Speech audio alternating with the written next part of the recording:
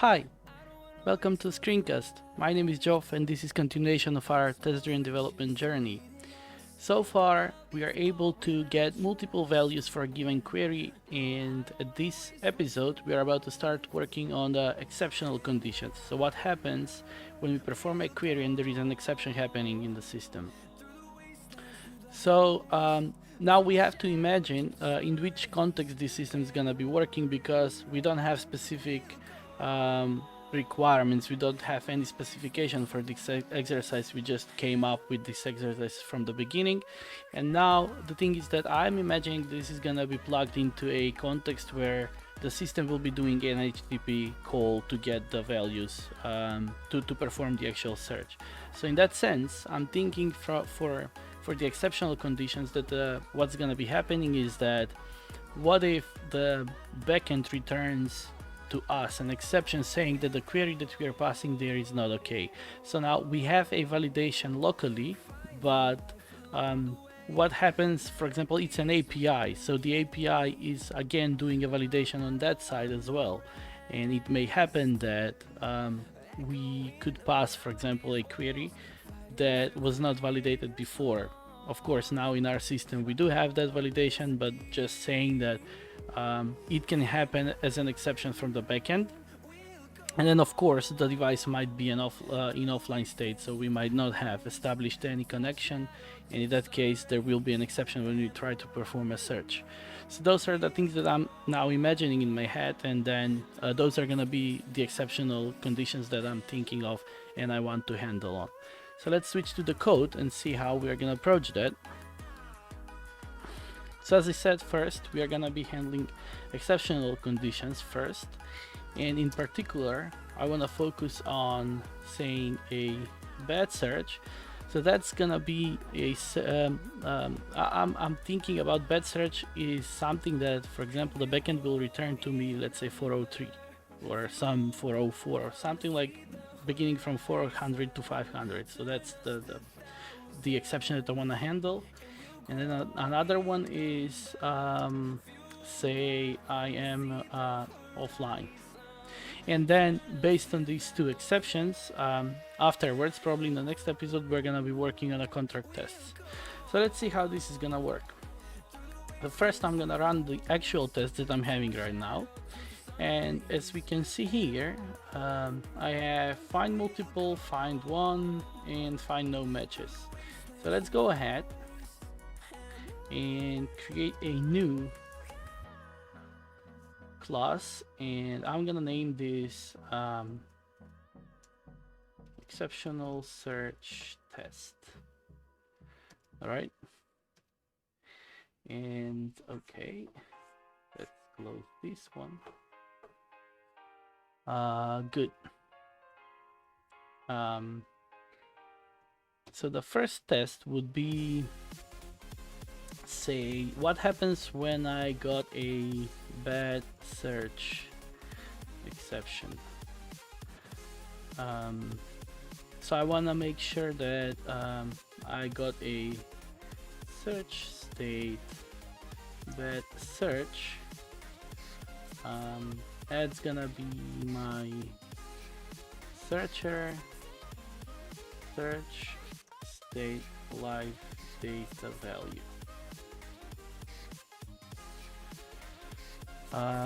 Let's first import this, and then let's create a searcher. I'm gonna make this compile after I do the let's first pass there something. So in this case it's really irrelevant what we are gonna be passing there, it doesn't really matter. And the bad search is not there, so let's go ahead and create it first. It should be part of the search state class, additional object, and that's gonna be a search state.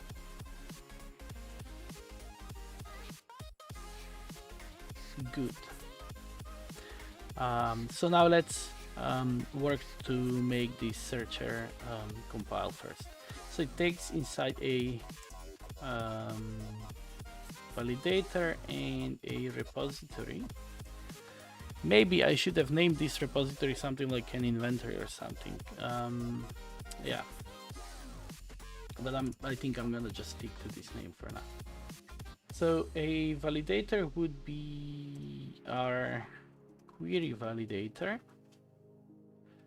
and the repository would be a new repository. Now the repository takes a search service. So now the idea is that I want to mimic the search service. The search service is like something that would actually throw this exception to me, and to let's say to the repository. So the repository is using the search service. So the search service throws an exception saying, I don't know, you have a bad query, something happened, and then the repository will have to handle that exception and transform or translate or map, or however you prefer, that exception into a state. So the repository will only return states to me. So let's see how we're gonna do this. So basically here I can say, and it's actually an important thing to say, let's say bad search, or not bad search, but unavailable, let's say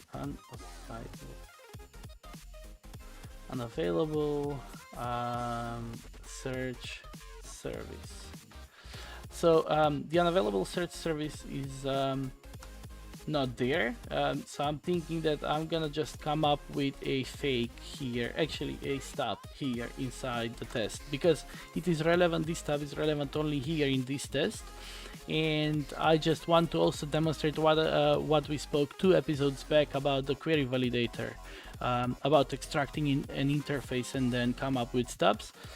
So we didn't do that for the query validator yet, but this is an example of how we could have done that by using the search service in this case.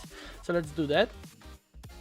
Of course, I have to implement here the find matches, and essentially I just have to throw here, let's say, so now I want to model an exception that's gonna be my domain exception.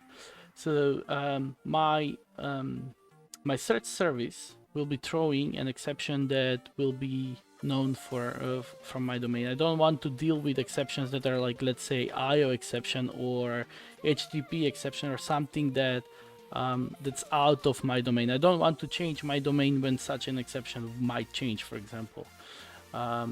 And of course, I can model this one differently, but in this case, I just want to be explicit that it's an exceptional case. So let's say here I'm gonna say a bad search exception. So yeah, I'm just gonna throw a bad search exception, and now let's go ahead and create separate file, and that's gonna be into a, say, exception package, and I'll move it on the other side. That's throwable, and basically that's it. I shouldn't have moved that because that's all. I will no longer work with this class. It just throws this exception, and now my test compiles, and I think it's pretty straightforward. So I have a validator, I have a repository that has an unavailable search service, and then I search, and I should expect a bad search. Let's see, let's watch that fail. And of course it fails. It says that there is a bad search exception. Now let's go ahead and make the smallest possible thing to make that work. So this is a repository. What we can do, we can surround this with a try catch. Now in the catch, we can catch for a bad search exception, In that case, return search state bad search.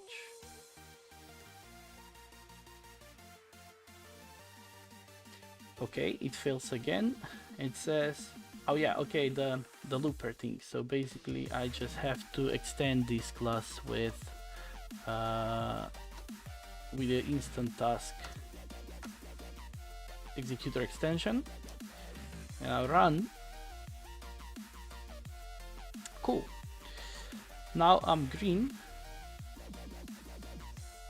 and let's check this in first.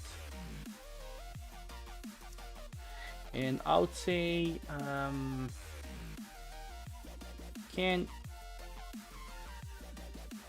handle a bad search. Well, let's be concrete about the type. Bad search exception, and that's it. Now let's do a little refactoring here. So we could lift, let's first rename this into bad search exception, and I can also lift the return, and I'm thinking whether now should I make another commit or maybe also split. Yeah, I think I can split this one into another function as well. And well, let's first make sure that tests are still working. I shouldn't have done that extra step. So yeah, I'm also green, and yeah, I'm just gonna save one commit, and I'm gonna say find matches, and that should still work. That should still be green. Cool. Yeah, and now I can also check this in, and I would say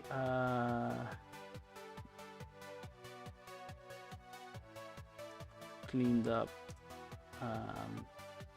well, improved code. Okay, I think that looks pretty nice. Now let's go ahead and if we look at this one, I think we've dealt with the bad search. But now it's important to, I'm just gonna write it down in the contract tests. I want to make sure that part of the contract would be the bad search. So I don't want to forget about that. So I'm just gonna write it down here, and then in the next episode we'll be able to catch that, to work on that as well. So make the bad search part of the contract. And now let's work on the offline.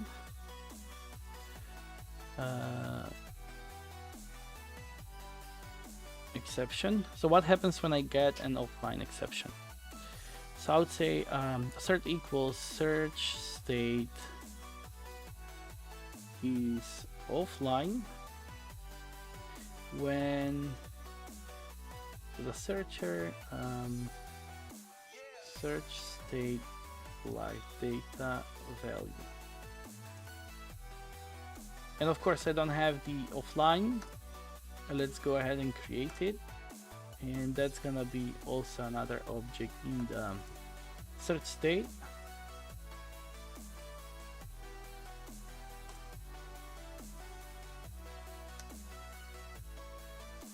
And now let's make that compile as well. So now I have a searcher that takes a validator and repository. The validator is a query validator, and the repository is And now I'm gonna say an offline search service, and let's do the same thing. It would override the find matches, and it would throw a say connection unavailable exception. So let's create this class into the exception package. Of course, that's also a throwable. And that's it. That's my stub. Now let's see where we are.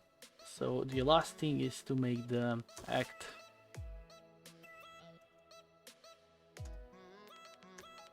and now I can run the test and watch it fail. Cool.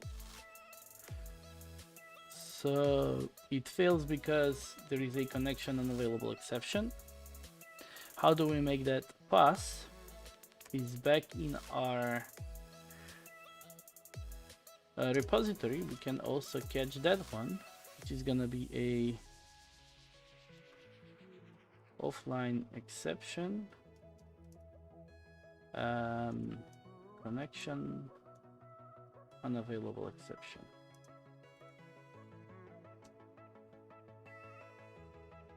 And that's gonna be search state offline. And that should make the test pass. Yeah. And then I'm gonna check this in. Now let's say can handle an offline exception. Well, connection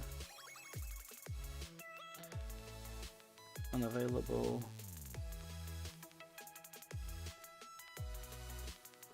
exception, and that one, yeah.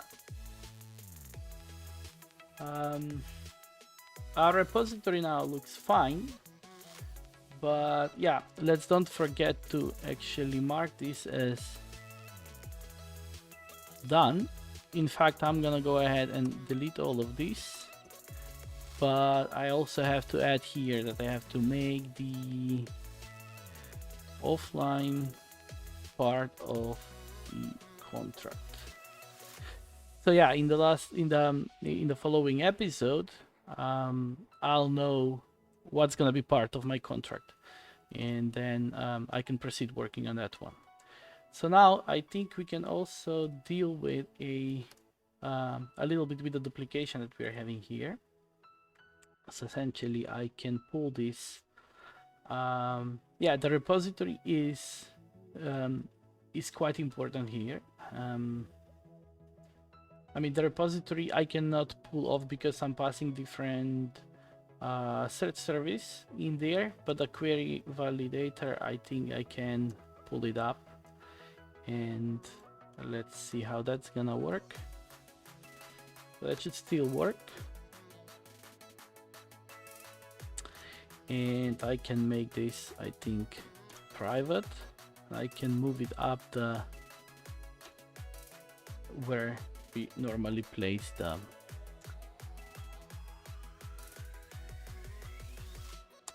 the fields of the class.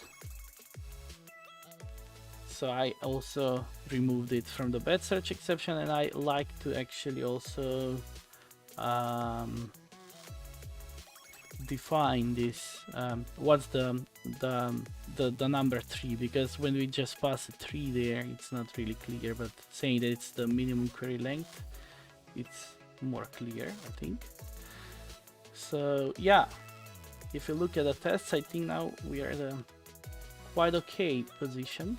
So we have bad search exception and an offline exception. Let's remove this one. Cool. Yeah, I think that's quite enough for the exceptional cases. Now let's check this in as well. Say improved the, or maybe removed the duplication in the test.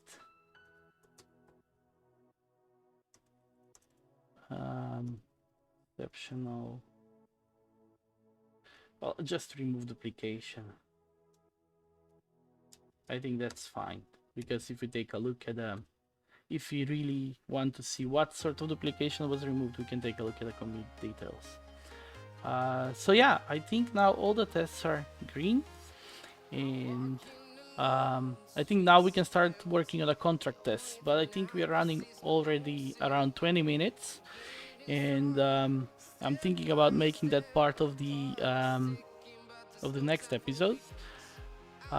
So yeah, I think I'm not sure if that's gonna be the last episode of this series, but definitely I want to make also a retrospective, and then I would like to talk about differences between this and the inside out and the outside in.